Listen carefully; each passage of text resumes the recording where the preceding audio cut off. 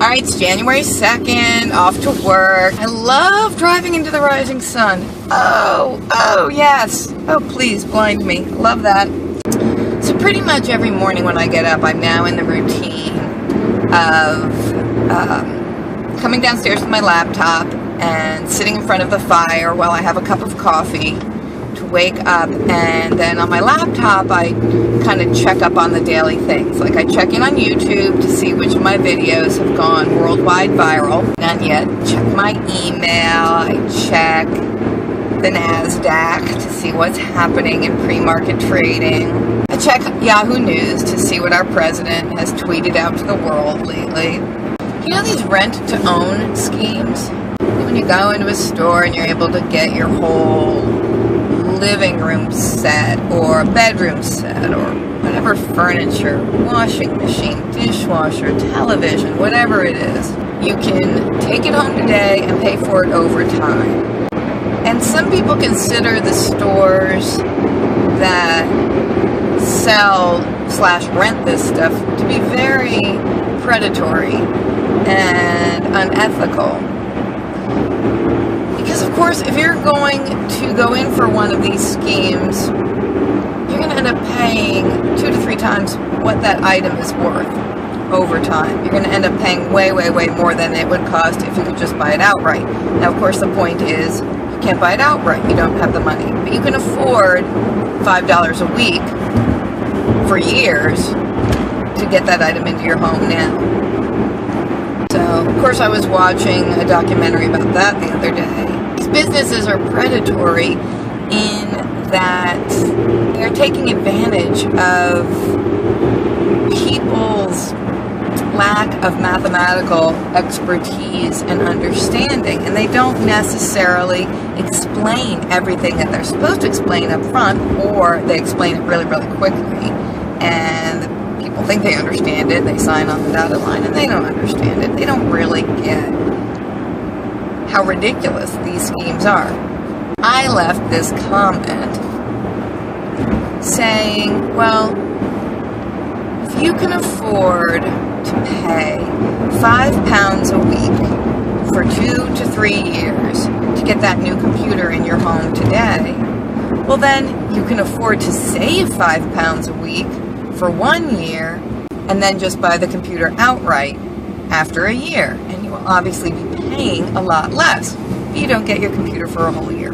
You can afford to shell out a certain amount of money per week over several years to overpay for an item, then you can afford to shell out that same money to your savings account for 1 year to be able to buy the product outright. That makes sense, doesn't it?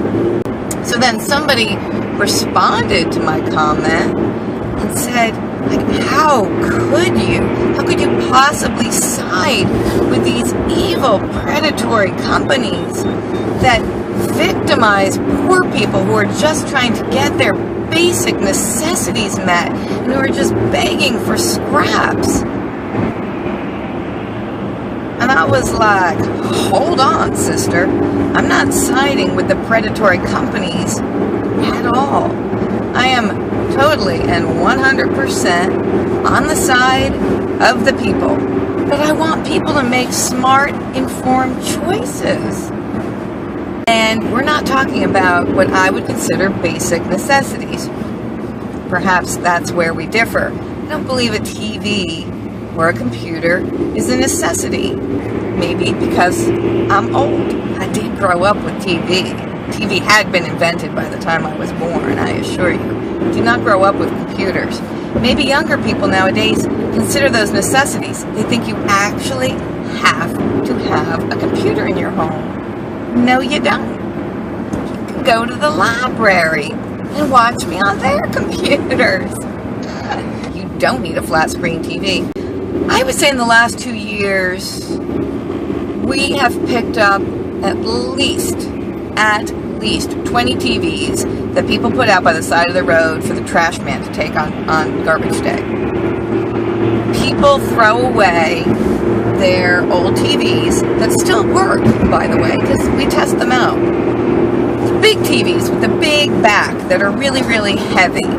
people throw those out because they must have a flat screen TV. So we bring those TVs home and we test them and they work. So then we donate them to this charity that helps homeless people get settled in apartments, and they need stuff. They need furniture and clothing and just household items, pots and pans and TVs and VCRs and whatever else. You know, the perfectly good working TVs are thrown away all the time. So anyway, my response was basically, no, I'm not on the side of the companies. I'm on the side of the people, and I don't want to see people throw their money away unnecessarily. People need to go back to saving for an item that they want. There's nothing wrong with saving up for something. You don't have to have every desire met at this moment. There are much better ways of getting what you need than paying 2 to 3 to 4 times what an item is worth. It's okay to delay gratification. You don't need a matching love seat, ottoman, 2 end chairs that you can't afford. You don't need that. You can get furniture at thrift stores, at yard sales, and often from the side of the road on trash day. If you don't know how to save for something, I'm going to tell you right now. Just get an envelope. Right on the front of the envelope, the thing you're saving for. You're going to put a little money in there, and you're going to add to it every week. So, if you're saying to yourself, I want a new sofa, and I can afford to pay $10 a week for one, then you're going to start to put $10 a week in that envelope. You can put your spare change aside every single day. If you're paying for all your purchases in cash, you're going to get change. You put the change in the jar.